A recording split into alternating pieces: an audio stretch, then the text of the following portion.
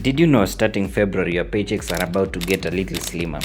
Well, President William Ruto's administration is rolling out another phase of NSSF deduction, which means more of your hard-earned cash will go toward your future retirement plans. So let's break it down and see why for the third year running, your NSSF contribution will double and why it might happen again next year. But first, why not take a moment to subscribe to our channel?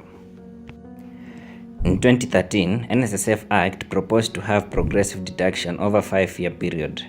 It sought to increase the contribution rate from 400 shilling to 12% of employees' monthly earning, with 6% deduction from employee and equivalent 6% deduction from employer.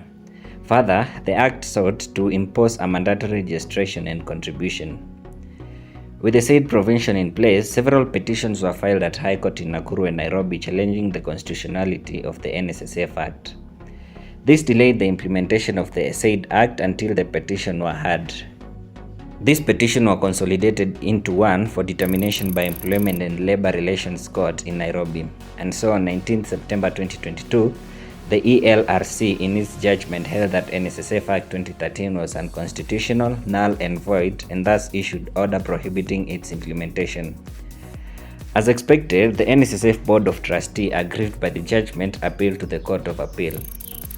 The Court of Appeal rendered its judgment on 3rd February 2023, setting aside the judgment together with all the consequential order of ELRC, and held that ELRC lacked jurisdiction to determine the petition as filed. As such, the judgment and order arising from its proceeding were a nullity. This ruling meant the government could legally start implementing the Act, which it did few days after the ruling. The petitioners were obviously unsatisfied and so filed an appeal at the Supreme Court. And on 21st February 2024, exactly 1 year after implementation of NSSF deduction, the Supreme Court declared the Act unconstitutional. The contributions are divided into two levels of contribution called Tier 1 and Tier 2.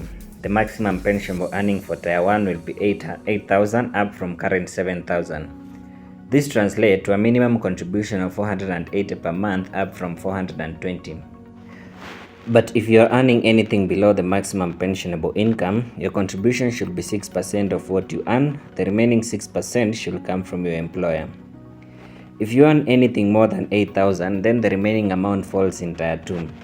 For instance, if you earn 15,000, 8,000 is charged in Tier 1 and the remaining 7,000 is charged in Tier 2.